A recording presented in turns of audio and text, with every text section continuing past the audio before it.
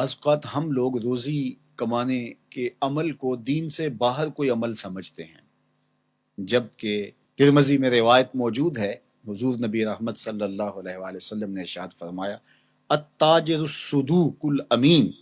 مع النبیین والصدیقین والشہداء، سچا تاجر جو امانت دار ہے وہ نبیوں کے ساتھ، صدیقوں کے ساتھ اور شہیدوں کے ساتھ ہوگا، اور جو محنت مزدوری کر کے کماتا ہے الکاسب حبیب اللہ، جو کسب کرتا ہے، محنت کرتا ہے، مزدوری کرتا ہے،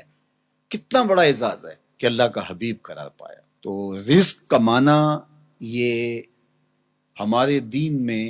عین عبادت ہے۔ اللہ کے محبوب علیہ السلام نے ایک موقع پہ ارشاد فرمایا ما ودع فی امرہ فہی صدقہ، جو کمائی کر کے لا کے تو بیوی کے منہ میں رکھتا ہے، لقمہ ڈالتا ہے، فرمایا وہ بھی صدقہ ہے،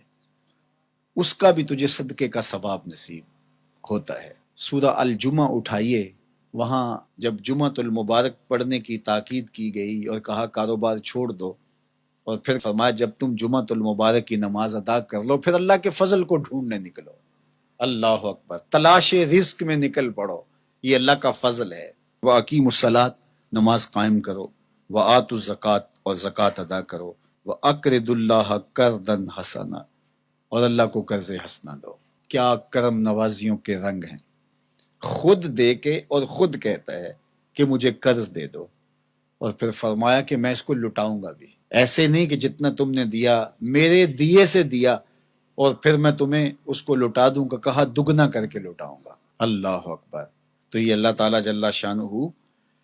بندوں کا امتحان لیتا ہے، مال دے کر کے بھی امتحان لیتا ہے اور مال سے محروم کر کے بھی اللہ بندوں کا امتحان لیتا ہے۔ کامیاب ہونے والے جب محرومی مال ہوتی ہے پھر بھی کامیاب ہوتے ہیں، اور اللہ کے بندے جب ان کو دولت دی جاتی ہے تو اس میں بھی وہ کامیاب ہوتے ہیں، اور جو ناکام لوگ ہوتے ہیں وہ کسی حالت کے اندر بھی خوش نہیں ہوتے۔ تو اللہ کے بندے مال نہیں ہے تو پھر بھی کہتے ہیں مالک میں واہ واہ خوش ہوں جس حال میں رکھا، غربت ہے تو پھر بھی خیر ہی خیر ہے، اور اگر اللہ نے دولت عطا کر دی ہے، آزمائش میں ڈال دیا ہے، تو پھر اس کو راہ خدا میں خرچ کر کے، اللہ کی راہ میں لٹا کر کے اسی کو قرضے میں دے دو۔ جب اسی کو قرضے میں دے دیا تو وہ دولت بھی محفوظ ہو گئی اور واپس پلٹتے ہوئے وہ کئی گنا ہو چکی ہوگی۔ اگر بندہ اس نقطے کو سمجھ لے تو کبھی بھی وہ راہ خدا میں دیتے ہوئے پریشان نہیں ہوگا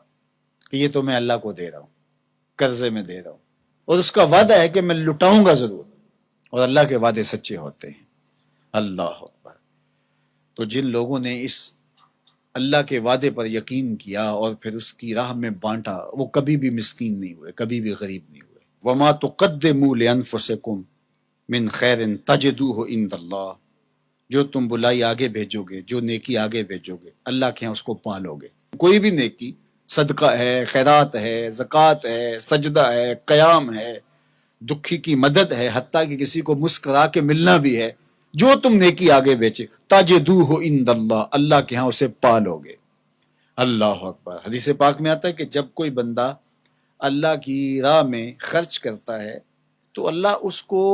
یوں پالتا ہے جس طرح تم مینڈا پالتے ہو اور اس کو پال پال کے بڑا جوان کرتے ہو، تو جب تم راہ خدا میں دیتے ہو تو اللہ اس کو یوں پالتا ہے، اور قیامت کے دن جب بندہ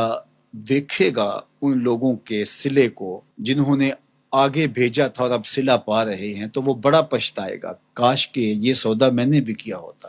سورہ الفجر کے اندر اللہ تعالیٰ نے ارشاد فرمایا، وہ کہے گا یا لیتنی قدمت لحیاتی، کاش میں نے ساری زندگی ہی آگے بھیج دی ہوتی۔ یا لیتنی کے اندر اس کا جو افسوس ٹپک رہا ہے، وہ کہے گا ہائے افسوس، ساری زندگی اس آخرت کی زندگی کے لیے گزار دی ہوتی۔